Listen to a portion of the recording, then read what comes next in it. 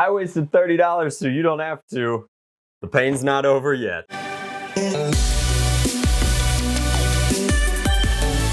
That's right, guys, it's time to review the Nerf Ultra Amp. The Nerf Ultra Ampe, as in you am paying 50 cents every time you pull the trigger.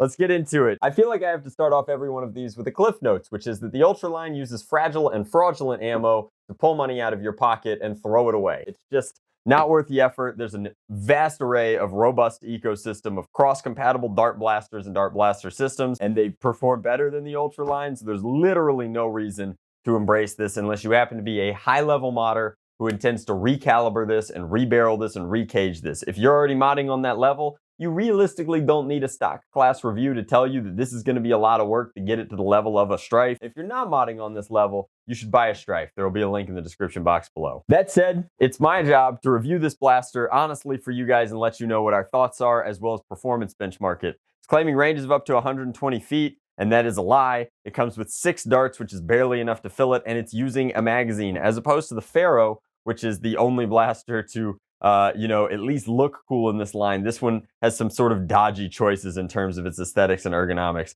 Target threw a sticker on mine for some reason, and it's going to use 6 AA batteries. So in addition to the tax and or shipping, depending upon how you get this, you're going to have to drop another few bucks on some batteries. That brings this one up to realistically about 35 United States dollars. If that's how you're planning on using it here. It's got a rev switch, it's got a trigger. On the back, it just tells you that it's motorized, and you better believe that it's only gonna be painted on one side. Let's verify. So some of the most interesting ergonomic choices for the amp, and first off, can you tell that they're getting self-conscious? This is the largest Ultra logo I've ever seen in relation to logo to blaster. It's huge. It's so huge, they're so proud of it that you'd think they would have the common decency to put the paint on both sides. But no, they did not. Instead, they wasted all their money developing this garbage ammo. All right, so things that you need to know about this. You have a pseudo kind of red dot sort of thing here. There's no light to this. There is plastic. And if you don't like it, tough, because it is on there. It is not coming off. I suppose you could break it off, but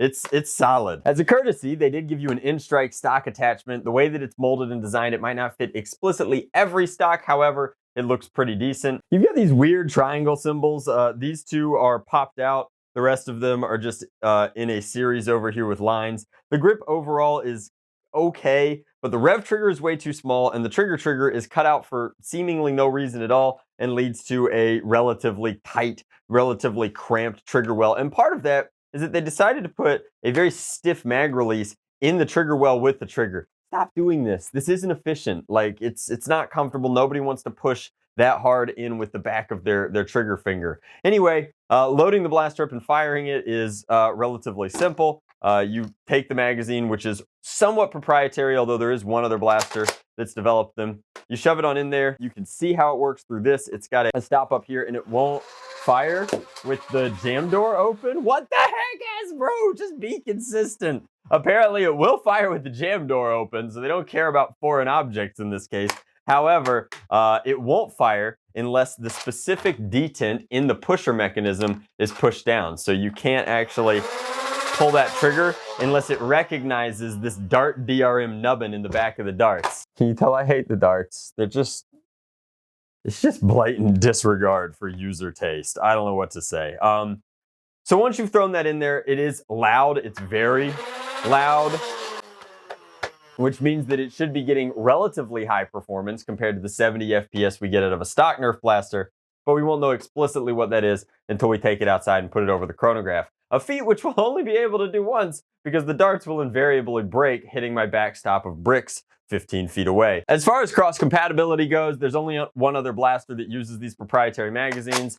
You can pull the 6-rounder out, and if you happen to be as fashionably dressed for this cold weather as I am, you might have a hoodie from foamproshop.com which holds a Ultra Pharaoh magazine in it. Shameless plug aside, that is cross-compatible. It does fit, it does function. However, we have to ask ourselves yet another question about who is in charge of marketing at Hasbro right now. They thought it was a good idea to give you the 10-rounder with the semi-auto sniper rifle and the 6-rounder with the SMG. It's like they never played video games.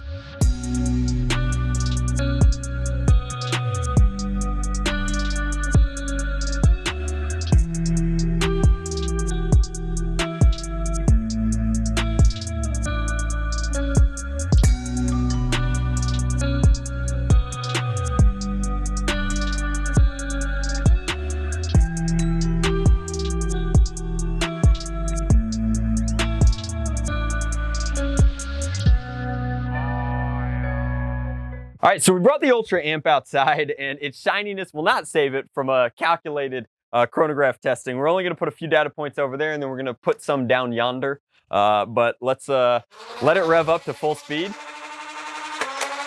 95, 99, 96. I want to point out that I'm aiming straight into the bricks, and each one of those is hitting the stairs, so they're not going straight.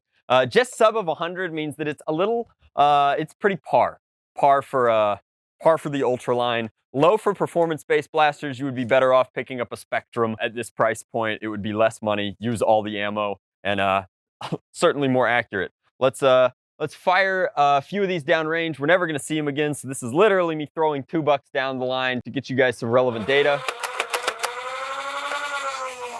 The effective ranges were not fantastic. I think that it needs more time to spool up between shots, but we're getting about, 55 feet out of the amp, which is as good as you could hope for. At least those ones landed on soft grass, which means that the darts should be recuperable and usable again. I don't want to sound like a broken record, but you should really only pick this one up if you have experience and are looking forward to cracking it open and making it something better. If you're looking for a stock blaster, I have better recommendations in the description box down below. Just a friendly reminder, it's a brand new year, but it's the same old Hasbro. If we keep supporting them and buying stuff like this, then they're just gonna keep giving us more garbage. So buy the Dino Blasters. Those are pretty cool. Much love, Blast on Drac out.